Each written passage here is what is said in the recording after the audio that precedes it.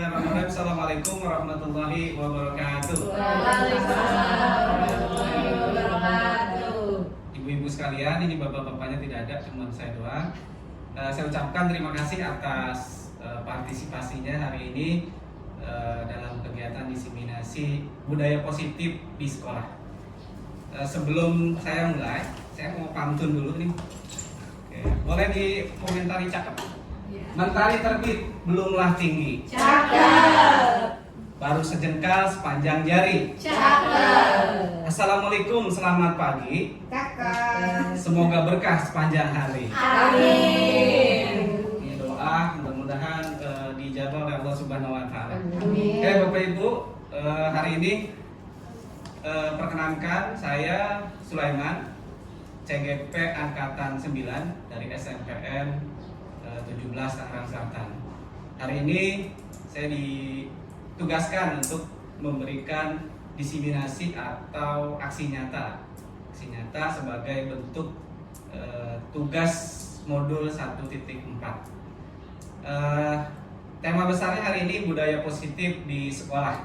Nah, kalau berbicara budaya pasti terkait dengan kebiasaan atau hal-hal yang diciptakan dari cipta, rasa, dan karsa dari individu-individu. Nah, diikutkan dengan redaksi positif, berarti kebiasaan atau hal-hal tingkah laku yang positif yang ada di sekolah. Tapi sebelumnya nih ada pertanyaan dulu. Ya, pertanyaannya baca nggak? Baca. Oke. Setuju atau tidak setuju? Nanti jawab aja begitu. Hukuman dapat mendisiplinkan anak. Setuju atau tidak setuju? Ini pernyataan. Hukuman dapat mendisiplinkan anak. Gimana Bu aja? Kira-kira setuju atau tidak setuju?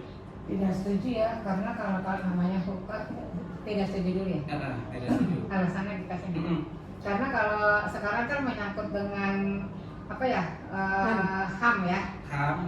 Takutnya kalau kita salah menghukum anak, ujung-ujungnya kita akan melanggar HAM. Jadi hukuman tidak mesti juga mendapat mendisiplinkan anak. Justru ada konsekuensi gitu ya Bu Iya, Aja? iya. Oke. Yang lain? Bu Erti? Hukuman dapat mendisiplinkan anak, menurut saya reinforcement negatif yang bisa membantu untuk mendisiplinkan anak. Kalau ada hukuman sebenarnya bisa, tapi harus ada reward. Jadi harus berbanding terbalik gitu. Jadi ada hukuman juga dia mendapatkan reward. Kalau hanya hukuman tidak akan bisa dapat mendisiplinkan anak, karena anak melihat itu sebagai setiap kali berurusan dengan hukuman pasti ini saya tidak akan memperbaiki diri karena tidak ada reward juga. Oke. Jadi hukuman secara prinsip tidak setuju hukuman dapat mendisiplinkan anak, gitu ya? Iya, kecuali ada reward. Yang lain, coba. Oh, Bu Heti. Ya, tergantung kepada hukumannya juga. Kalau hukumannya yang bersifat mendidik, ya memberikan hukumannya yang bersifat mendidik, mungkin ya setuju saja. Tapi kalau yang sifatnya fisik, ya tidak setuju. Jadi Bu Heti berbeda pendapat nih. Hukuman dapat mendisiplinkan anak dengan catatan hukumannya positif, gitu ya Bu? Ya. Ya tergantung hukumannya dalam bentuk Oke. apa gitu. Bu Halpi? Gambling ya. Gambling. Satu sisi kalau kita lihat dari apa yang disampaikan Bu Hayati, hukuman dapat mendisiplinkan anak dengan disiplin positif, itu kan pemberian sanksi sesuai dengan kesalahan anak. Maksudnya kayak apakah kalau dia terlambat dia harus dihukum lari keliling lapangan, itu sesuai atau tidak. Tapi ketika dia terlambat, hukuman apa yang tepat untuk anak yang terlambat, berarti kan itu setuju untuk pemberian hukuman yang sesuai dengan pendisiplinan di. Iya, berarti intinya setuju ya. Iya. Ya. Tapi nanti bentuk hukumannya sesuai dengan disesuaikan kesalahan, dengan kurang disiplin apa dia gitu disesuaikan dengan Jadi yang pelanggaran. kedua, Bu Heti dan Bu Halpi setuju Iya. hukuman mendisiplinkan Anak. anak. Kalau tidak dihukum anak-anak yang tidak disiplin, Bu Sari. Saya setuju dengan pernyataan Bu Hai. Bu Jadi Hai. tergantung hukumannya tuh seperti apa dulu. Oke, jadi 3 orang setuju. Bu Novita? Sebenarnya jawaban dari ibu-ibu ini saya setuju semua sih ya. Setuju. Jadi ada plus minusnya. Kalau hukuman yang tadi dijelaskan, kalau berupa fisik gitu kan ya itu sama saja tadi yang Bu Lili bilang kita bisa melanggar HAM. Tapi kalau misalnya sifatnya kayak selagi Mendidik. masih bisa mendidik, kemudian pendekatan khusus, insya Allah tuh anak pasti bisa berubah kalau bisa disiplin gitu. Artinya hukuman dapat mendisiplinkan anak. Iya. Gitu ya? Iya, iya. Nanti tergantung jenisnya, bentuknya. Oke, jadi sepakat. Tapi 2 orang tidak setuju. Nah, jadi 3-4 orang setuju nih. Di sini itulah perspektif di sini perbedaannya. soalnya bahasannya hukuman. Iya. Nah, Kalau bahasanya mungkin sanksi atau apa itu bisa kita terima. Oke, terus yang kedua, Dijelasin lagi di poin kedua Kak. pemberian hukuman dengan hal positif seperti membaca Itu atau belum baca membersihkan tadi. halaman sekolah Iya, dapat setuju. meningkatkan disiplin anak. Setuju? Setuju. Setuju. Iya. Hukuman pemberian hukuman dengan hal positif berarti Bu Heti tadi bilang ya, seperti membaca, membersihkan halaman Saya belum baca. sekolah dapat meningkatkan disiplin anak. Coba Bu Oh, nggak ada. Erpi, setuju nggak pernyataan kedua? Hukuman dengan hal positif. Iya. Berarti memberi penguatan kan? Hukumannya itu memberi Aha. penguatan untuk untuk tingkah laku yang diinginkan seperti itu. Jadi Iya. dia pemasukan yang ada di nomor 2 berarti penguatan yang Setuju saya redaksi pahami. nomor 2 setuju ya? Berarti saya setuju sih kalau Setuju. penguatannya. Oke. Bentuknya. Ketiga, memberi penghargaan dapat meningkatkan motivasi belajar anak. Penghargaan. Setuju. Setuju? Iya. Setuju. Semuanya setuju? Iya. Oke. Berarti ini dari 3 pemantik, pertanyaan pemantik, hampir semua kita sepakati. Ya hampir semua. Tadi Bu Haja Lili sama Bu Happy awalnya tidak setuju. Tapi ketika ada pertanyaan kedua dan ketiga, nah, secara tidak langsung menyatakan setuju, gitu ya. Saya tekankan lagi karena reward itu harus konsisten dengan hukuman. Oh, Karena oke. kalau di pernyataan di awal itu hanya hukuman. Oh, oke. Kalau di pernyataan kedua dan Ada ketiga konsekuensinya. itu reward. Oke. Reward ya, itu jadi beda. Oke, itu pertanyaan pemantik. Jadi kita berbicara nanti disiplin positif dan nilai-nilai kebajikan universal. Ini nanti akan melahirkan budaya positif. Dari disiplin positif, kemudian ada nilai-nilai kebajikan universal. Tapi sebelum kita mulai, saya mau kasih ice breaking dulu. Biar ini dong, biar nggak tegang. Oke, kalau berbicara apa namanya? Ini apa nih? Tangan ya, kepala. Kepala Ya. tangan. Kata kerjanya adalah membuka dan menutup gitu ya. Nah, coba kita bersama-sama. Oke. Membuka, tutup, buka, tutup, buka, tutup. Gampang ya? Sekarang saya pakai lagu. Buka, tutup, buka, tutup, buka, buka, tutup. Bisa? Nah, Oke, lebih cepet nih Bu Haji. Ya. 1, 2, 3. Buka, tutup, buka, tutup, buka, buka, tutup. Enak kamu kan? Tutup, tutup, buka, buka, buka, tutup, tutup. Nggak Itu sinkron berarti. masih apa namanya, otak kiri kita masih sesuai. Tapi kita rubah sekarang. Jadi buka itu sekarang kita genggam, tutup itu kita buka. Baik. Ya, untuk menyeimbangkan otak kanan otak kiri. Bisa nggak? Tadi udah lancar Yang soalnya. depan. Coba kita normal dulu. Yang normal dulu. Buka, tutup. Buka, tutup. 1, 2, 3. tutup. Sekarang yang normal dulu. Nah, Buka, tutup, buka, tutup, buka, buka, tutup. Bisa. Sekarang dibalik. nah. Oke. Buka. Buka. Balik. lagi mikirin asinan kali apa sih beda? Tutup. Buka. Tutup. Buka. Buka. gara-gara kata Belum fokus. Coba sekarang kita nyanyiin. Buka. Kirain normal. Kebalikannya. 1, 2, 3. Buka. Tutup. Buka. Buka. Tutup. Buka. Oke. Aja mikir ya. Boleh buat di kelas kan, buat mencairkan suasana. Oke, berbicara disiplin positif dan nilai-nilai kebajikan universal. Nah, nih sebelum pembahasan itu, nih ada ilustrasi apa ya, semacam permainan juga. Sekarang harus ada kertas. Anggap aja ada kertas di tangan ibu. Itu ibu bayangkan di kertas itu ada tulisan sesuatu yang sangat berharga. Anggap di tangan ibu. Tangan ibu, satu aja, genggam satu, mau kanan mau kiri terserah.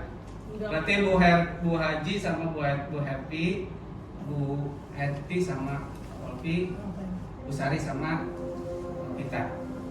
Oke, ibu bayangkan Bu Haji Lili sebagai A.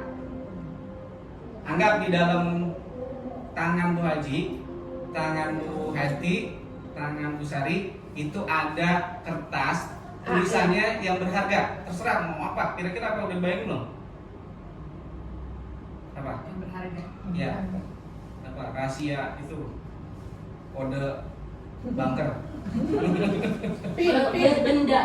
Terserah mau benda, mau Abstrak juga boleh. ya. Pin. Abstrak. Dan orang lain Abstrak. pasti kalau sesuatu yang berharga kita ini kan, kita berusaha kita jaga. Oke, ilustrasinya sekarang yang B, berarti Bu Herti membuka genggaman Bu Haji Lili, Bu Holpi membuka genggaman. Nah, Bu, jadi tetap aja Bu, gitu. Saya sesuatu yang berharga di genggaman ibu, ya, itu kalau yang namanya berharga kan pasti kita mempertahankan. Kira-kira silakan dilakukan uji coba. Bu Herpi, Baca. Ini membuka secara paksa atau dengan yang isu? apapun caranya. Membujuk, mengancam, menghasut, merayu, menyuap. terserah apa yang Baca B. dulu itu nih, ada baca dulu. Oke, baca dulu. Baca dulu. Ada A berarti Bu Haji Lili, Bu Heti, Sari, Iya. ya, dan B berarti sampingnya. Sobeklah selai kertas, anggap aja di tangan Anda ada kertas, sesuatu yang sangat berharga untuk Anda. Udah ada ya di pikiran ya. Letakkan di salah satu tangan Anda dan genggam benda atau sesuatu tersebut dengan segala daya. Jadi dipertahankan. Buatlah sebuah kepalan. Kepal, jadi anggap ada kertas di dalam. Berbentuk benda atau enggak? Tulisan. Tulisan. Nah, dan itu berharga. Misalnya 1 juta, 1 miliar di sini. Itu tulisan. Terus ada kodenya misalnya. Teman Anda yang B itu mencoba dengan sekuat tenaga dengan berbagai cara untuk meminta Anda memberikan benda tersebut. Merayu, berarti Serah. Yang B bisa membujuk, mengancam, menghardik, merayu, menyuap apa saja agar dapat membuka kepala Anda. Kira-kira apa yang terjadi? Coba dipraktekkan. Oh, kita harus bertahan. Ya. Iya. Nah, Berarti ini Soalnya Oh, dia iya. berarti Ini dia bisa. mengambil. Ini boleh dibuka dengan ambil sekilogram gitu kan? Gitu kan menyuap gitu. terserah. Yang A mempertahankan, yang B Berarti berupaya. bisa gini ya, serahin yang di dalam atau keluarganya saya teror aja bisa. Bisa kan? Dia mengancam. Siapa yang ada dukun gitu ya? Gitu kan? Ya, Iya. kita bertahan terus berarti. iya terserah. Itu kan sesuatu yang berharga. Iya, berarti kalau misalnya sesuatu apa yang dilakukan si B itu berhasil, si A akan membuka Boleh kan sama saya tuh. gimana caranya? Nggak bisa. Ditukar sama 1 miliar.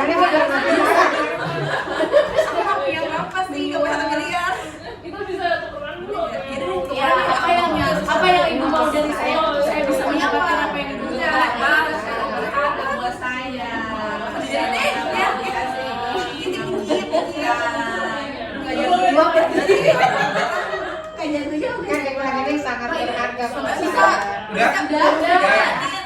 Gimana Bu Helvi? Saya Dapat? sudah mencoba untuk membujuk pertama, kedua Nggak bisa. mencoba Mengancam. mengancam, menukar dengan yang lain, tapi tidak bisa karena Tidak bisa. katanya ini barang yang berharga untuk saya, jadi tidak Oke. bisa saya Oke. berikan pada orang lain. Bu Haja, gitu. kenapa mempertahankan itu? Karena untuk saya sampai mati pun harus mempertahankan apa yang saya punya ini. Ya. Ya kan? Orang apa ya? Istilahnya ini meskipun bukan barang tapi ini benar-benar berharga buat saya. Oke, jadi dengan cara apapun. Dengan cara apapun tidak akan bisa untuk merebut yang ada di saya ini. Oke. Bu, Sama, tidak akan saya berikan padahal karena tadi sogok satu. Kemudian Ini lebih dari sombongan ya. Kalau belum ada buktinya belum ya Bu. Kalau yang dengan pilihan, dengan ancaman, dengan menyuap, dengan diancam. Bu Helvi, udah Udah. apa upayanya? Udah diancam, udah Nggak bisa. diteror, udah Nggak bisa. Sari? disuap, udah disuap. Sekalipun yang meminta itu adalah teman dekat, Maaf. walaupun karena ini berharga tidak akan Saya tahu dia apa yang dia. Udah Pita, apa upayanya udah? membujuk, udah saya iming-imingin kan aku teman dekat kamu tuh udah lama kenal, masa kamu nggak mau cerita sih aku? Intinya tetap mempertahankan. Coba sekarang dibalik. Sekarang dibalik, yang B mengenggam sesuatu yang berharga, yang A membujuk. Silakan. Membujuk Dibalik. aja ya, caranya membujuk aja nih. Ini terserah. Iya, Mau sepertinya kan sama. intimidasi, terserah mau apa gitu. terserah. Ya silakan. Dibalik. Berarti Bu Helvi sekarang mengenggam. Enggak, pokoknya enggak. Intinya sama hati ya. Kita kasih yang lebih bagus saya ini bukan Nggak bisa diterima. Nggak bisa. Karena ini cuma ada satu di dunia. Nggak bisa dibuktikan. Gimana kalau saya berharga Nggak boleh. sama kesini Satu-satunya di dunia yang bisa dibuktikan, yang bisa ditumbuh kembang. Kalau Mbak Dia kan tidak bisa. kalau saya bawa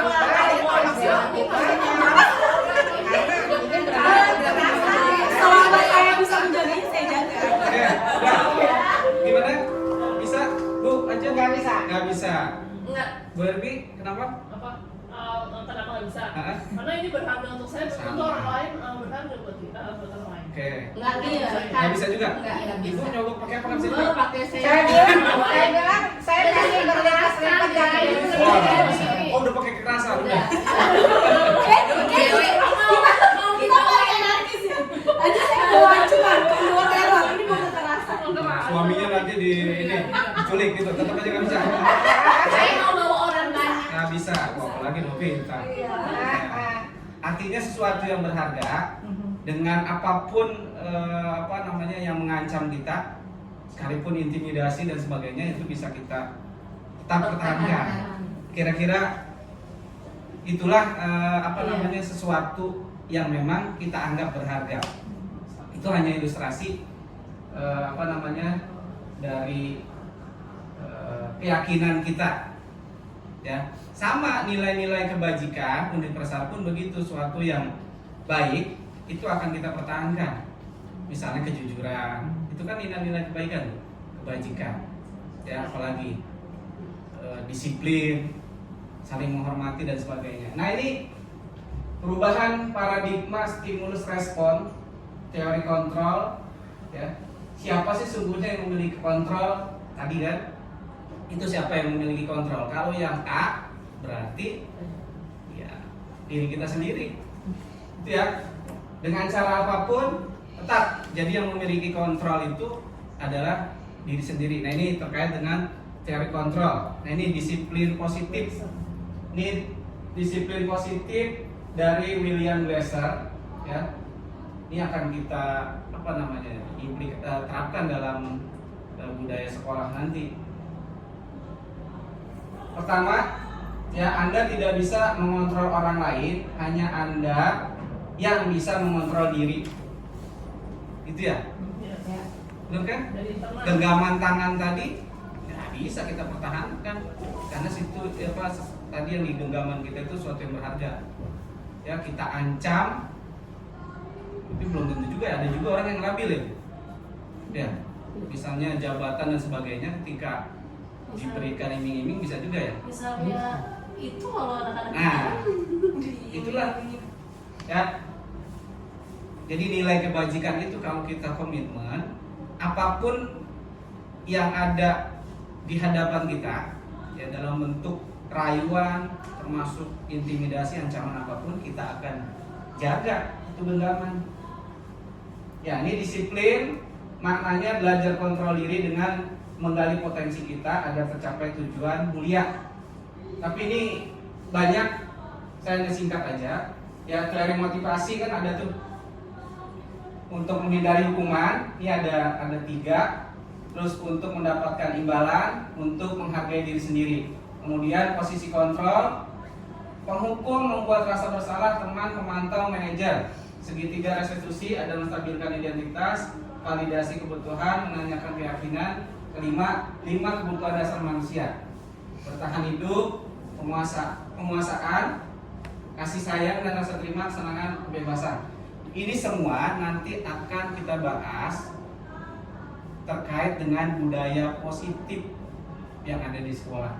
Metodenya atau pendekatannya ya antaranya ini: 5 posisi kontrol, segitiga restitusi, kemudian juga 5 kebutuhan dasar manusia. Ini apa namanya, skemanya lah. Nah, ini makna disiplin. Nah, perlu ya, ini nggak bisa dibahas ya. Makna disiplin artinya belajar, berasal dari bahasa Latin. Disiplin artinya belajar.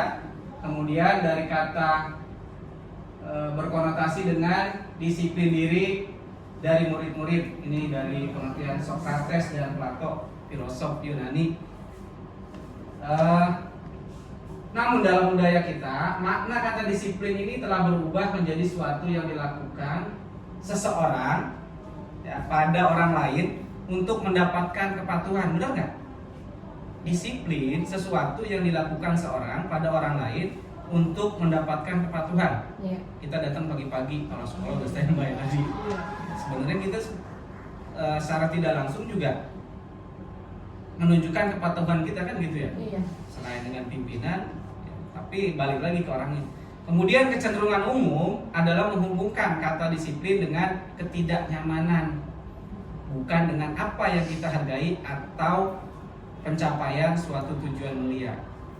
Ya, disiplin dihubungkan dengan ketidaknyamanan. Benar nggak? Tidak nyaman karena ada ekstensi kan. Ya. Kalau untuk orang lain. Bisa jadi kita terdorong disiplin karena memang takut nanti ada catatan buruk, ya kan? Takut dapat SP dan sebagainya. Kalau karyawan swasta kan begitu. Itu kan tanda kutip, bukan kesadaran. Benar kata Bu Helvi, ada motivasi intrinsik dan ekstrinsik. Kalau yang dikaitkan dengan ketidaknyamanan berarti ekstrinsik itu. Bisa jadi kita berharap supaya nggak dapat SP, ya, nggak dapat nilai jelek dan sebagainya. Nah, kira-kira begitu pengertian disiplin. Nah, ini nilai-nilai kebajikan universal yang yang disepakati secara global. Ada mandiri. Nah, ini nilai-nilai profil pelajar Pancasila itu juga termasuk nilai-nilai kebajikan universal. Ya. Kalau perilaku perbuatan tujuan ini dari William Deser, saya yakin sudah paham lah ini profil pelajar Pancasila. Ada beriman, bertakwa, mandiri, bernalar kritis. Ini kan masing-masing punya komponennya, dimensinya masing-masing. Oke. Tadi nilai kebajikan, kira-kira nilai kebajikan apa Bu Helvi yang Bu Helvi ketahui terkait dalam keseharian? Apa coba? Lalu sifat positif manusia merupakan tujuan mulia yang paling berharga dan paling penting dari Bu Helvi. hidup Dari dimensi itu. dari Bukan, kalau dimensi profil pelajar Pancasila ini kan bagian juga termasuk nilai-nilai kebajikan universal. Misalnya saya nih, saya punya prinsip kejujuran itu sebuah nilai kebajikan yang sangat penting dalam diri saya. Masing-masing orang ya. Iya.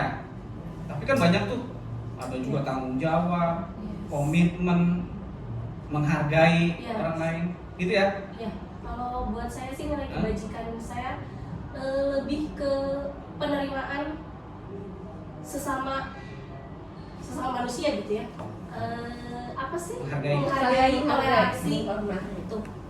Nilai Biasanya kebajikan. secara umum, ya, secara general ada kesamaan. Ada kesamaan. Tinggal nanti permasalahannya konsistensi dan komitmen orang tersebut kan gitu ya. Nanti inilah yang akan kita jadikan rujukan yang merubah budaya positif yang dulunya nanti kita terapkan di dalam kelas-kelas peraturan kelas, kita jadi sebuah keyakinan kelas yang diambil dari nilai-nilai kebajikan ini. Nanti kita bahas. Lumayan bisa jam 12 ini. Teori motivasi, hukuman dan penghargaan restitusi. Disinilah menariknya. Ini pasti sangat kaitan dengan guru bimbingan konseling. Itu ya Bu ya. Kemarin kan beredar tuh guru BK dari anggota dewan Ini dari fraksi berapa? Dede Yusuf ya. Dede Yusuf ya, fraksi 9. Apa pernyataannya? Kurang lebih yang bilang guru BK tuh babinsa ya. Ya harus dibekali kemampuan Iya. ya mendekati militer lah gitu ya. Iya. Gitu ya. Saya Karena juga kurang fenomena memahami isi. fenomena tawuran sekarang Iya. itu semakin tinggi sehingga itu sekelas artis populer artis populer ya, anggota dewan fraksi 9 kalau nggak salah mengusulkan itu. Coba kenas kan kita guru BK. Ya padahal guru BK kan nggak boleh ya Nah, dengan nggak boleh cara-cara. makanya keluarlah Betul. press release dari Abkin Iya. menolak itu. Iya. Jadi kesannya itu guru BK kayaknya ekstrim banget ya. Ya. Harusnya menjadi Jadi teman bagi dia siswa itu. menyampaikan yang bertolak belakang dengan kode etik kita sebagai guru BK. Oke, makanya nanti kita akan bahas ini. Oke, teori motivasi manusia untuk menghargai kenyamanan. Nah ini tadi Bu Herpi bilang motivasi itu ada eksternal, ada internal, Itu apa yang ekstrinsik atau intrinsik gitu ya. Kira-kira kalau dari ketiga pengertian ini mana yang paling bagus? Apa Pak? Apa yang paling bagus? Satu, untuk menghindari ketidaknyamanan atau hukuman, ini motivasi eksternal. Internal yang paling bagus Mas. Apa yang akan terjadi apabila saya tidak melakukannya, datang pagi-pagi? Iya. Eksternal. Terus eksternal, untuk mendapatkan imbalan dari orang lain atau institusi sekolah. Apa yang akan saya dapatkan apabila saya melakukannya? Saya dapat apa nih kalau datang pagi-pagi? Apa jadi mengharapkan. wakil kepala sekolah bidang humas gitu kan? Maret.com. Terus, ini motivasi internal. Untuk menghargai diri sendiri, saya akan menjadi orang yang seperti apa apabila saya melakukannya. Kira-kira dari ketiga ini sama nih. Kira-kira mana yang paling bagus? Yang internal. Internal. Kesadaran sendiri ya. Diri sendiri. Kira-kira kita datang pagi tadi begitu nggak? Internal ya? Internal. Internal ya? Internal. Insya Allah mudah-mudahan Kebetulan tidak. kebutuhan internal. Ya, inilah nanti yang akan kita angkat, yang akan kita kembangkan, tumbuhkan dalam budaya positif di sekolah. Motivasi internal siswa. Cuman problemnya begini, presentasi kehadiran siswa itu di rumah dengan sekolah kan presentasinya banyak di rumah kan. Iya. Nah, dan kita susah juga mengidentifikasi motivasi mana nih yang dominan, internal atau eksternal. Tetapi itu bisa kita identifikasi dengan pola perilaku di sekolah. Ya, misalnya indisipliner, datang telat waktu, melanggar tata tertib sekolah. Itu kan bisa terlihat anak-anak yang dominan motivasi eksternal, tanda kutip, banyak melakukan pelanggaran. Benar nggak berarti? Betul. Misal bolos, anak bolos, Iya. motivasi internalnya sama eksternalnya kira-kira mana yang lebih dominan? Lebih dominan eksternal. Eksternalnya. Bisa jadi dia bolos karena memang motivasi datang ke sekolah, motivasi eksternal. Di rumah kalau nggak ada orang tuanya, ya dia semau dia. Semangat. Tapi pas ada orang tua aja baru sekolah. Nah inilah yang akan kita tanamkan, motivasi intrinsik. Bagaimana kita bentuklah nanti dengan pendekatan-pendekatan budaya positif. Tadi nanti kita akan bahas restitusi, terus ada apalagi tuh, segitiga restitusi dan 5 kontrol. Ini acuan CGP nanti dihajar Dewantara. Merdeka itu artinya tidak hanya terlepas dari perintah, akan tetapi juga cakap membuat memerintah diri sendiri. Nah ini gambaran dalam pembelajaran anak kan begitu ya. Ya, jadi ada sekarang lagi booming itu pembelajaran diferensiasi. Itu ya, Bu Sari ya? Diferensiasi. Jadi mengajarkan ke anak dengan berbagai macam metode ajar sesuai dengan karakteristik siswa. Ya, 40 anak itu kan memiliki perbedaan belajar tuh. Ada yang visual, auditori, kinestetik. Sekalipun kita sudah spesifikasikan itu, tapi bisa jadi ada yang lebih dari visual auditori atau gabungan gitu ya, belum lagi motivasinya. Nah inilah nanti kemerdekaan itu yang dimaksud dengan Ki Hajar Dewantara. Nih, dihukum oleh penghargaan. Kalau tadi berbicara Bu Herpi, panis apa tadi penghargaan tadi? Reward. Penguatan Ada penguatan Punishment ya? ada non negatif. Iya. Kalau buat punishment Punishment mah hukuman ya. hukuman punishment itu. Jadi ada penguatan reinforcement Iya. negatif. Reinforcement, gitu. penguatan atau penghargaan bisa kan? Reinforcement itu penguatan. Penguatan. Jadi, perilaku apa yang dilakukan, misalnya dilakukan itu dikuatkan atau dikurangi gitu. Iya. Lebih ditambah atau dikurangi. Ternyata nih penghargaan yang kita berikan ke anak itu juga tanda kutip hukuman juga. Coba nih. Dihukum oleh penghargaan. Sering juga kita beri penghargaan. Jadi hukuman, penghargaan termasuk hukuman sih. Ya, bahwa penghargaan berlaku sama dengan hukuman. Ya kan? Dalam arti meminta atau membujuk seseorang melakukan sesuatu untuk memenuhi suatu tujuan tertentu Iya. dari orang yang meminta atau membujuk. Ya kan? Dorongannya eksternal dan akan ada faktor ketergantungan. Penghargaan, Karena pengen penghargaan tadi. iya, Iya. Ballon d'Or, si siapa Cristiano Ronaldo misalnya dapat ketergantungan sehingga dia ingin dihargai. Ya bagus juga dia terus berambisi, tapi akan ada ketergantungan. Berbeda beberapa dampak dari pemberian penghargaan. Nah ini dampaknya nih, pengaruh jangka pendek, jangka panjang. Penghargaan menghukum sebenarnya, penghargaan mengurangi ketepatan, penghargaan tidak efektif, penghargaan merusak hubungan. Memang masih ambigu, nanti kita akan lihat di contoh video yang akan saya tayangkan nanti. Egois jadinya kalau dia pengen Dihukum oleh penghargaan, masih sama lah. Itu egois. Ini saya lewat aja nih. Nah, perbedaan hukuman dan konsekuensi. Perbedaan hukuman dan konsekuensi. Ini hukuman. Hukuman sesuatu yang menyakitkan harus terjadi, benar nggak? Anak datang telat dihukum bersih-bersih. Benar nggak? Menyakitkan harus terjadi. Ya. Biasanya hukuman itu tersentralistik ke guru atau ke individu yang mengasih hukuman kan gitu ya. Bahkan kadang-kadang nggak tertulis juga itu. Konsekuensi sesuatu yang harus terjadi, datang telat, kamu konsekuensinya nggak boleh ikut pelajaran jam pertama. Konsekuensi kan sama beda. Tertulis biasanya kalau konsekuensi. Anak yang telat Itu pengurangan itu yang dimaksud penguatan. Penguatan. Jadi diambil hal yang dia harusnya lakukan. Oke. Itu maksudnya konsekuensi. Nah, jadi ini hukuman dengan konsekuensi perbedaannya itu. Terus membuat anak sakit, biasanya hukuman gitu ya, suruh lari 50 putaran. Fisik maupun hati jangka lama. Anak membenci kedisiplinan, biasanya maksa ada hukuman. Nggak ada hukuman sukarela. Bersihin masjid terdapat pahala. Mana ada pahala kalau dia ngerundel terpaksa, nggak ikhlas. mendorong anak menyakiti diri sendiri. Udah pasti kalau udah dihukum, konsep diri yang buruk.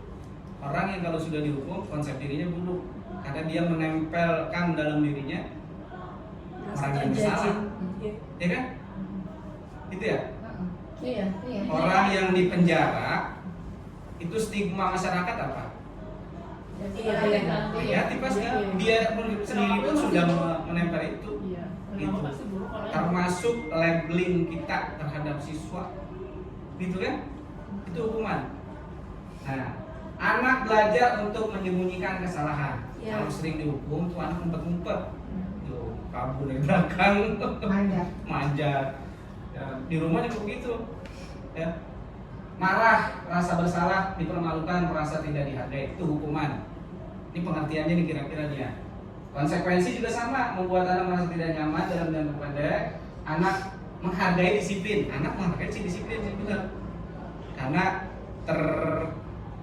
secara kesepakatan aturan ini harus kita taati, tertulis lagi.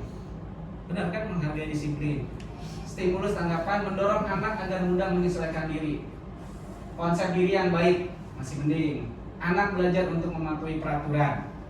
Oke, tapi ini sama-sama ekstrinsik kan? Eksternal. Iya, eksternal, motivasi ekstrinsik atau eksternal dua-duanya.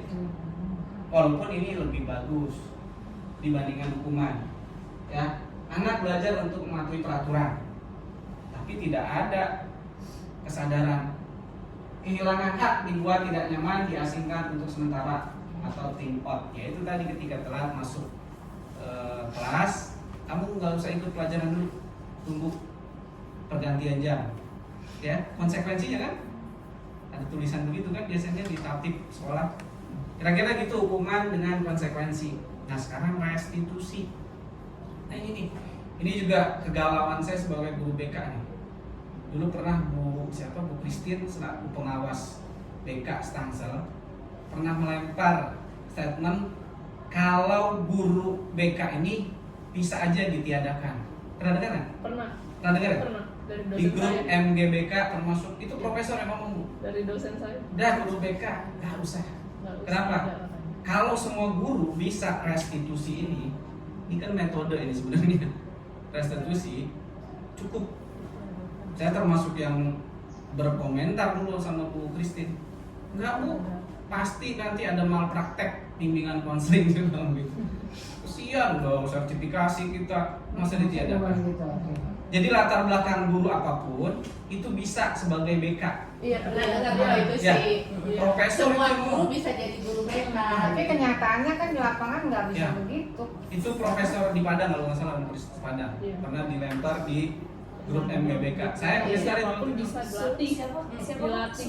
Suyitno Pokoknya gitu Prayitno. dah. Prayitno Kira-kira gitu. Nah, Prof. Prayitno. kenapa? Karena ada restitusi, adalah proses menciptakan kondisi bagi murid untuk memperbaiki kesalahan mereka. Restitusi. Jadi siswa itu yang menyelesaikan masalahnya sendiri, problem solving sendiri ya.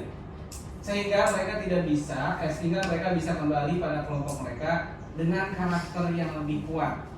Restitusi juga merupakan proses kolaboratif yang mengajarkan murid untuk mencari solusi untuk masalah mereka dan membantu murid berpikir tentang orang seperti apa yang mereka ingin menjadi tujuan mulia dan bagaimana mereka harus memperlakukan orang lain. Ini masih ambigu. Nanti kalau sudah ada videonya baru bisa. Tapi intinya ini motivasi Restitusi. internal kan Iya. yang kita tumbuhkan Iya. ketika kita menggunakan pendekatan restitusi. Ya, ini basic counseling sebenarnya. Nah, ini perbedaannya nih. Hukuman, konsekuensi, restitusi. Kalau hukuman tadi udah kita bahas. Restitusi merupakan Kecil amat. pilihan, nggak kelihatan ya? Iya. Menguatkan untuk murid dalam jangka waktu panjang, korban mendapatkan ganti, murid anak mendapatkan kekuasaan. Mungkin ini nanti di share aja lah. Iya boleh. Nah, cirinya nih, udah belajar dari kesalahan, Ya. terus memperbaiki hubungan, tawaran dan sebagainya. Ini keyakinan kelas nih Bu. Keyakinan kelas itu diurutkan dari peraturan. Kan di sekolah, di kelas itu kan ada peraturan tuh. Ya. Bu Sari ya wali kelas ya. Iya. Peraturan kelas apa Bu kira-kira yang ada di kelas? Contohnya? Handphone sih. Handphone. Ya, jadi ketika ada guru, ya handphone dikumpulkan kecuali memang handphone itu dibutuhkan. Oke. Terus buat jaga kebersihan biasanya apa? Buat jaga kebersihan tiket. Tiket, selain tiket. Harus Ada kebersihan. ada denda jika dia tidak tiket. Oke. Itu dalam kesepakatan anak-anak. Peraturan ya? Peraturan. Artinya peraturan itu disepakati gitu ya di kelas, tetapi apa namanya, motivasi eksternal lagi yang ada di situ. Nah sekarang kita memudayakan supaya budaya positif ini tumbuh, di sekolah, maka kita apa namanya, modifikasi dengan sebuah keyakinan kelas. Contoh, nanti ada di sini contohnya. Nah ini contoh nih. Nah, peraturan kelas contohnya selalu kembalikan buku ke tempatnya. Itu benar nggak peraturan kelas ya? Tapi kalau keyakinan kelas di situ ada tanggung jawab. Biasanya nih kalau sekolah-sekolah yang sudah menerapkan ini nih, itu di kelas ditulisnya bukan peraturan kelas lagi, tapi keyakinan kelas. Satu, keyakinan kelas, tanggung jawab. Apa aja ya? Misal contohnya selalu mengembalikan buku ke tempatnya. Terus dilarang mengganggu orang lain. Keyakinan kelasnya apa? Menghormati orang lain. Kenapa ini penting? Karena sudah ditanamkan kata-kata atau hal-hal yang positif. Kalau ini kan terkesan agak negatif ya, redaksi atau kata-kata negatif kan? Dilarang mengganggu orang lain. Nah nanti di kelas itu kita ganti menghormati orang lain. Dipajang aja di situ Bu Sari sebagai wali kelas. Pak Peri wali kelas kan? Enggak. Bukan. Terus hadir di sekolah 15 menit sebelum pembelajaran dimulai. Kalau keyakinan kelas, menghormati orang lain, berkomitmen. Itu kan bahasanya atau redaksinya positif, Lebih indah ya. lebih indah. Ini yang disebut budaya positif. Jadi merubah. Boleh aja ada sih peraturan kelas, tapi nanti kita lebih cenderung untuk membudayakan budaya positif. Ya ini yang kita implementasikan. Ya, dilarang menggunakan narkoba. Budaya positifnya apa? Kesehatan. Sehat, gitu ya, kesehatan. Jaga kesehatan. Bergantian atau menunggu giliran. Menghormati orang lain, bersabar. Gunakan masker, kesehatan dan keselamatan. Ini budaya apa namanya? Keyakinan kelas yang diambil dari nilai-nilai kebajikan universal tadi. Jadi cakep nanti kalau di kelas, ya Bu Sari ya, tulis keyakinan kelas, menghormati, terus apa lagi. Jadi nanti ini akan kita gunakan ketika kita melakukan pendekatan, ketika ada siswa yang tanda kutip melakukan pelanggaran, maka pendekatan yang kita gunakan adalah pendekatan restitusi. Karena nanti inilah yang akan kita jadikan apa namanya, permainan kata lah secara verbal ke penanganan siswa. Ini kira-kira paham nggak? Masih bingung ya? Jadi kata-katanya diperhalus ya. Ya. Keyakinan kelas ya. Keyakinan kelas jadi lebih ke hal-hal positif. Kalau peraturan kan ada negatif, Lebih positif dan lebih umum ya. lebih umum. Dan ini secara universal, keyakinan ini sudah disepakati kan nilai-nilai kebajikan. Iya kan? Jadi peraturan apapun yang berhubungan dengan tanggung jawab di situ sudah dibahas sebagai tanggung jawab. Itu maksudnya. Nanti videonya mungkin lebih jelas lagi, ini kita lewat aja nih. Kebutuhan dasar manusia, ini juga kita lewat aja. 5 posisi kontrol. Nah, ini masih banyak. Lewatnya gitu. Ada 5: penghukum, pembuat rasa bersalah, teman, pemantau, manajer. Saya nggak perlu jelasin banyak-banyak. Kita lihat contoh aja langsung ya. Nah, Oke. Posisi penghukum kan ada 5 tadi. Posisi kontrol ada 5. Yang pertama posisi penghukum. Ini satu video lumayan nih. Kita nonton 5 video kan? Iya. Satu video 20 menit ya. Nggak nyampe. Udah satu penghukum. Jadi nggak nanya. Posisi penghukum. Naren, sini kamu. Selamat pagi Bu. Selalu terlambat. Kamu deh, pasti terlambat. Maaf Bu, saya Apa? Apa coba? Ya siapa? Alasan kamu apa lagi? Kapan sih kamu tidak terlambat? Malas sekali ya kamu jadi anak. saya Dasar pemalas. Gak kapok-kapok sih kamu. Sudah berapa kali terlambat? Sana, kamu keliling lapangan basket 2 kali. kenapa saya harus ke lapangan basket Bu? Kenapa? Kamu melawan ibu? Berani-beraninya jawab. Sudah terlambat, masih berani jawab pula. Sekarang, keliling lapangan basket 5 kali sekalian. Biar kapok. Cepat, pergi sana ke lapangan basket. Oke. 5 posisi kontrol. Yang pertama penghukum. Sekarang yang kedua apa? Apa ya? Posisi pembuat rasa bersalah. Videonya sama, cuman cara treatmentnya beda.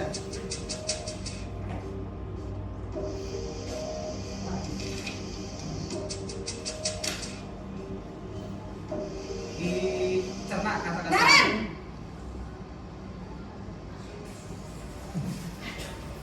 Selamat pagi Bu. Naren. Kamu kenapa terlambat lagi, nak? Ya Tuhan, Naren. Kamu senang ya bikin ibu susah ya? Kalau kamu terlambat lagi, nanti ibu yang ditegur bapak kepala sekolah, nak. Disangka ibu tidak bisa membina kamu. Duh, gimana ini? Maaf Bu, Duh, Gusti Naren. Kamu suka ya kalau ibu ditegur bapak kepala sekolah? Terus, sekarang ibu harus tulis apa ini di buku absen? Ini kamu sudah sering terlambat loh. Ibu harus apa coba? maaf Bu, maaf sekali. Ya sudah, lain kali jangan bikin ibu susah lagi ya nak ya. Ibu tidak akan kuat lagi kalau kamu begini terus. Bisa jantungan kalau ibu tegur bapak kepala sekolah. Sana cepat ke kelas. Maaf ya Bu, maaf sekali. Beda kan? Beda. Tidak ada penghukuman, cuman dari intonasi kata-katanya Iya, dia merasa bersalah. salah kan? Maaf. Bagus sih ada kata maaf. Berarti dia Yang ketiganya apa? Posisi pembuat merasa bersalah. Yang ketiga sekarang Posisi pemantau. Coba pemantau.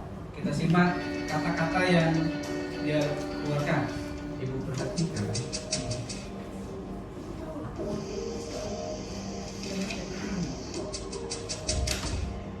Ini guru piket ini nih. Tuh. Naren, Tulis. Selamat pagi Bu. Naren, apa peraturan sekolah kita tentang jam berapa kita harus masuk sekolah, nak? Konsekuensi. Kita harus di sekolah jam 7 Bu. Iya betul, sekarang sudah jam 7.20. Naren sudah tahu konsekuensinya jika terlambat hadir.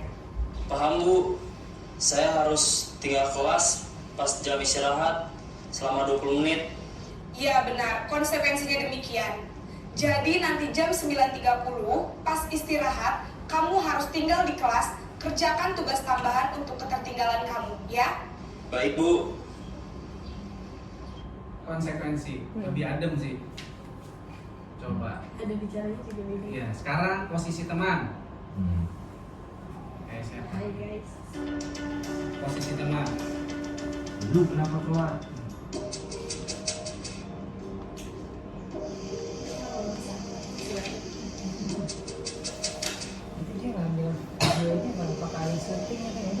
Naren! Ah, sampai sini sama Bu. Selamat pagi Bu. Wah, sudah jam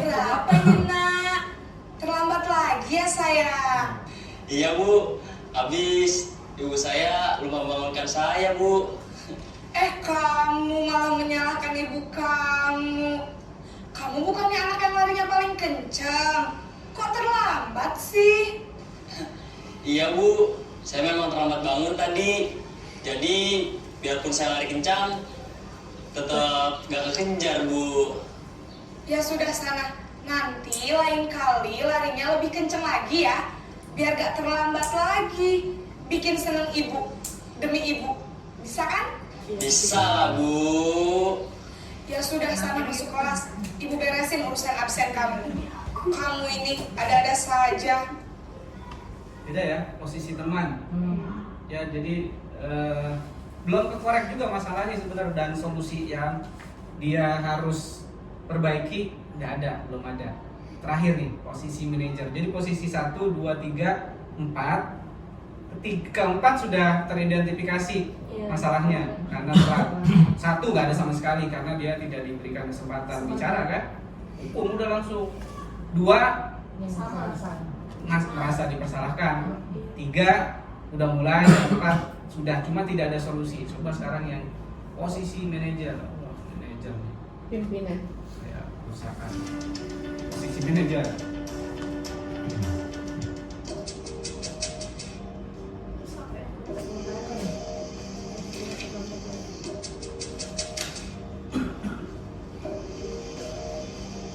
Naren!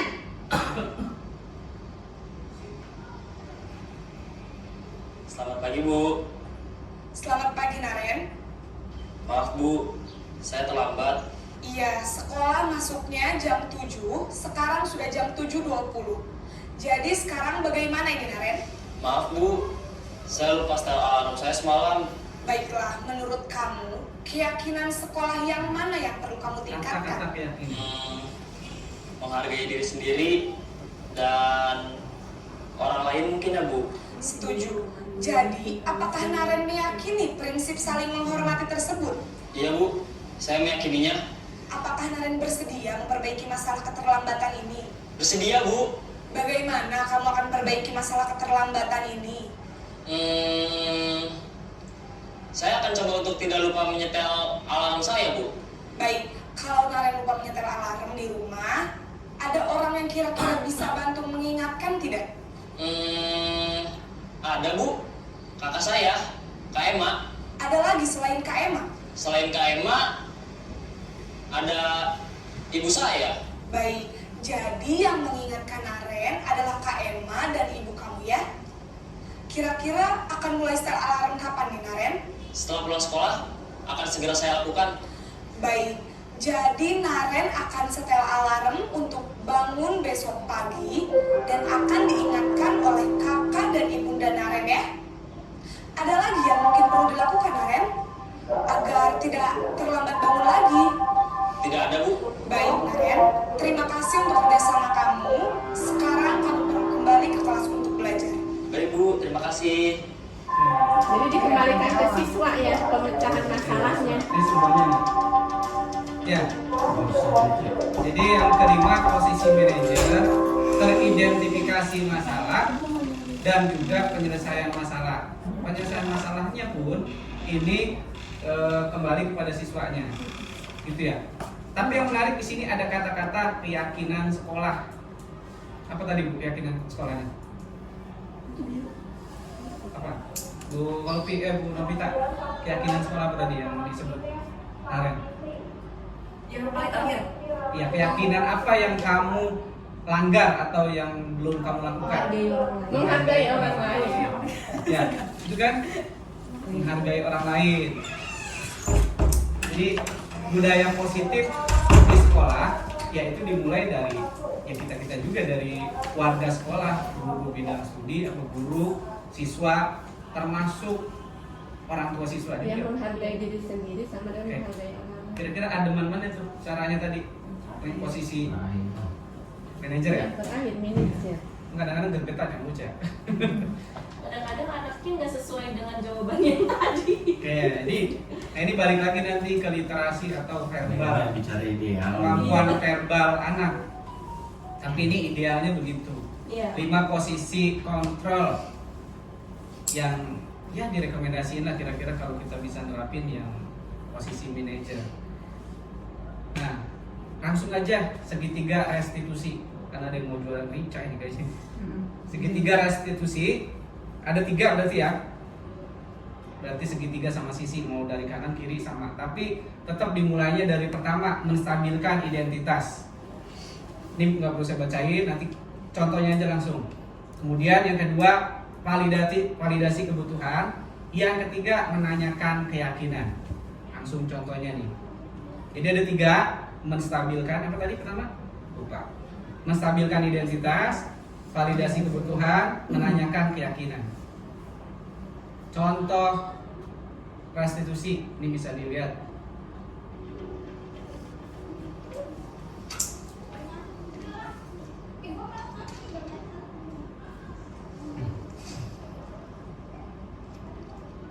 Siang Sarah. Siang Pak. Sudah lama nggak ketemu Sarah. Kenapa hari ini ada di sini? Kesel Pak, kesel banget. Masa aku dikatain tukang fitnah Pak? Ya aku marah lah. Aku balik ngatain Eka di depan kelas. Kesel banget. Oh begitu. Ya pasti kamu marah dan kesal. Bapak juga akan marah apabila ada yang menuduh Bapak seperti itu. Kemudian pada saat itu kamu mau melakukan apa? Ya saya langsung ngatain Eka lah Pak. Kesel banget. Saya bentak-bentak dia depan teman-teman lain. Oh begitu. Pasti kamu melakukan seperti itu karena suatu alasan tertentu kan? Iyalah, masa saya diam saja Pak? Ya saya bela diri lah. Masa saya dituduh tukang fitnah? Ya wajar lah. Mempertahankan harga diri itu sesuatu yang penting buat kamu. Untung kamu tidak bertindak lebih gegabah lagi. Hanya membentak-bentak. Iya Pak. Untung saya masih bersabar dan hanya membentak saja. Sudah gemes padahal. Saya pasti bela diri lah. Ya pasti ya. Tapi kamu memilih untuk tetap bertahan dan bersabar. Kamu memilih untuk tidak berbuat lebih parah lagi bukan? Iya. Nah, sekarang coba kita lihat lagi tindakan kamu yang bentak-bentak Eka di kelas. Tindakan kamu itu kira-kira sesuai dengan keyakinan kelas atau prinsip kamu tidak? Enggak lah Pak. Capek Pak jadi pengarah. Jadi keyakinan atau prinsip mana yang kurang sesuai dengan keinginan kamu? Ya, saya sebenarnya sangat menghargai orang lain. Mungkin saat itu saya menjadi emosi, jadi tidak menunjukkan sikap itu. Kamu meyakini tidak? Menghargai orang lain itu penting buat kamu. Yakinlah Pak. Iya, setuju. Kita harus saling menghargai. Namun, ada juga keyakinan yang kita sepakati yang perlu kita jalankan apabila kita sedang marah, bukan? Ya, saya bisa lebih proaktif, mulai dengan diri sendiri. Saya bisa jadi lebih bersabar, mengambil waktu jeda untuk berpikir mau apa selanjutnya. Kira-kira kamu bersedia memperbaiki masalah ini tidak? Bersedia Pak. Kalau kamu memperbaiki masalah ini, kamu akan menjadi orang seperti apa? Saya akan menjadi orang yang bertanggung jawab kali ya Pak. Dan senantiasa proaktif. Iya, menurut kamu bagaimana rasanya menjadi orang seperti itu? Ya nyaman lah, bangga bisa bersabar dan menahan diri. Baiklah kalau begitu. Yuk kita pikirkan bagaimana memperbaiki masalah ini. Oke, itu segitiga restitusi. Jadi ada tahapan menstabilkan validitas, tadi validasi, kemudian apa lagi tadi? Menstabilkan identitas. Menstabilkan identitas, Validasi. validasi kebutuhan, dan menanyakan keyakinan. Itu 3 urutannya. Ya. Bisa nggak di dalam kasus-kasus yang lain, misalnya berantem, misalnya mencontek atau bolos, bisa. Jadi memang kemampuan verbal guru, dan ini semua tidak mesti guru BK, tapi guru BK wajib guru kudu ini metode ini dikuasai restitusi. Ya, sebenarnya di BK itu udah ada REBT, CBT, itu kan ada yang client center, siswa menjadi sentralnya untuk menyelesaikan masalahnya. Sebenarnya udah ada, cuma memang di restitusi ini lebih mudah, lebih gampang. Kira-kira begitu Bapak Ibu. Ini sudah selesai, terima kasih refleksinya, nanti kita kirim aja ke Padlet. Kira-kira tanya langsung, kira-kira dari kegiatan ini apa hal yang Bapak Ibu dapatkan dari Bu Hajar misalnya? Ya. Yang kita dapatkan kayaknya ini ya. Kita paling tidak kita sudah menemukan kira-kira apa yang harus kita perbuat kalau kita menemukan masalah-masalah seperti tadi kan. Ya. Itu ya. Jadi kita merubah yang tadinya ya cenderung menanamkan budaya-budaya positif lah, dengan kemampuan verbal kita. Kalau Pak Ferry kira-kira? Ini Pak, anaknya ditayangin Pak di ruang guru Pak. Oh gitu ya. Biar semua guru tuh tahu. Kemarin Pak Anton enggak ini? Termasuk saya juga kan. Bu Sari kira-kira? Kalau saya sih intinya jika dari anak gitu misalnya ada masalah ya, memang kita cara solusinya memang harus mendekatkan diri dulu ke anak tersebut. Jadi dari situ kan nanti anak jadi terbuka ke kita. Jadi bagaimana kita menghadapi anak itu sih baik lagi. Jadi banyak banget manfaatnya. Bu Wolfi? Refleksi ya. Selama ini yang dijalani sudah sesuai atau belum gitu, lebih ke apa ya, pemahaman lebih lagi buat kita. Selama ini mungkin kita sudah menjalani tapi tidak mengcover semua yang dijelaskan gitu, hanya sebagian kecil gitu. Tadi yang terlewat jadi ingat lagi bahwa banyak hal yang harus dilakukan sebenarnya. Pada dasarnya BK pasti sudah dibekali ini, yaitu Ya, ada teori konseling teknik kan. konseling RABT, ada CBT, itu kan semuanya client center. Ya. Tapi memang restitusi ini sebenarnya lebih sederhana. Begitu. Pada prinsipnya kan siswa itu kalau menurut Ki Hajar Dewantara, guru itu kan sebagai petani. Kita sebagai petani, siswa itu sebagai benihnya. Kemudian sekolah itu ya ladangnya. Nah, kalau siswa itu mau jadi apa, seperti apa, berarti tergantung siapa itu? Tergantung Iya. Petani sama ladangnya kan? Gitu. Ya. Kalau tidak ada perawatan yang bagus, nggak disiram, nggak dijaga dari hama, ya mau benih dari level 1, 2 dan sebagainya tetap aja jelek gitu ya, Pak Ferry? Betul. Ya, tergantung petaninya, artinya guru lah yang akan menentukan siswa. Mau anak kita mau jadi apa? Nah gitu, termasuk juga lingkungan. Gitu, gimana Pak Ferry? Cakep nih Pak. Ini ditambahin aja itu kan di sini kan udah banyak tuh ya masalah-masalah yang terjadi tuh. Mulai dari kita masuk tuh ya tahap 1, tahap 2 kan masuk tuh 1 tahun 2 tahun ini udah banyak tuh masalah. Diangkat tuh Pak. Diangkat dan kemudian di cover dengan materi ini. Gitu. Jadi kayak misalnya contoh kayak saya kemarin juga kan jujur aja ya yang menangani masalah anak rokok ya Golpi ya kemarin. Iya. Saya biasaan saya di SMK. Kebetulan saya juga berani bertindak karena saya nggak melakukan itu. Istilahnya kalau saya prinsipnya saya berani berbuat karena saya memang tidak melakukan itu. Jadi anak tuh akan segan, gitu ya. Tapi beda lagi ya kasusnya kalau ini kan anak SMP. Kalau anak SMK mungkin Pak Ferry oke lah nabuk buah gitu kan. Karena emang dia nggak ngerokok gitu. Kalau di SMK begitu.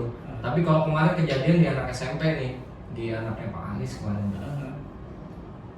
Itu emang udah 2 kali. Yang pertamanya saya nggak ngeliat dia rokok, tapi dia bau rokok, dan itu berdua sama Aldo. Nah yang keduanya kemarin ini bertiga nih dari kamar mandi telat pula masuk ke kelas saya. Salaman sama saya, wah baunya semerbak nih, bau tembakau lagi. Ya udah, saya tegur dulu, kamu ngaku merokok lagi? Nggak ngaku. Ya udah, plak. Baru dia ngomong, iya Pak saya ngerokok. Kenapa harus Bapak tabuk dulu kamu baru ngomong? Kenapa harus pakai kekerasan? Itu maksud saya. Kan dari awal saya bilang, kamu tahu kan konsekuensinya? Bapak udah bilang apa? Kalau kedua kali jangan salahkan Bapak kalau lepas kontrol. Saya bilang gitu tuh. Dia sadar sifatnya. Mungkin dilanjutin sama Bu Wolfi tuh. Pas saya masuk, dia masuk lagi ke kelas sih. Saya lihat sih anaknya enggak. Perasaan Bapak waktu nampol anak?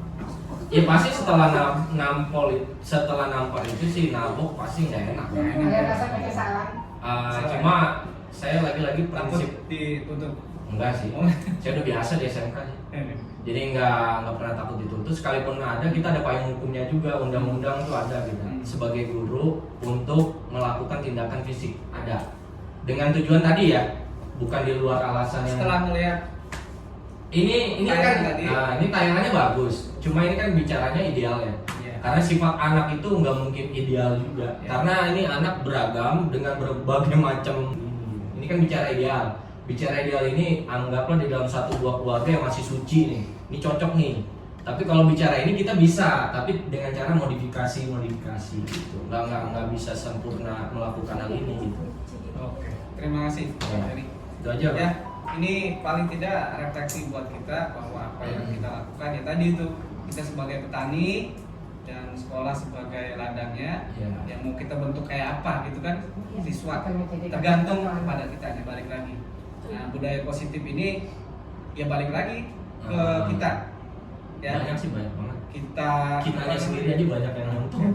Kira-kira itu. Terima kasih Bapak Rokok Ibu di belakang. atas kesediaan waktunya. Iya, gimana anak Saya akhiri dengan Saya kan orang yang nongkrong juga. saya akhiri dengan mengucapkan wassalamualaikum warahmatullahi wabarakatuh. Waalaikumsalam.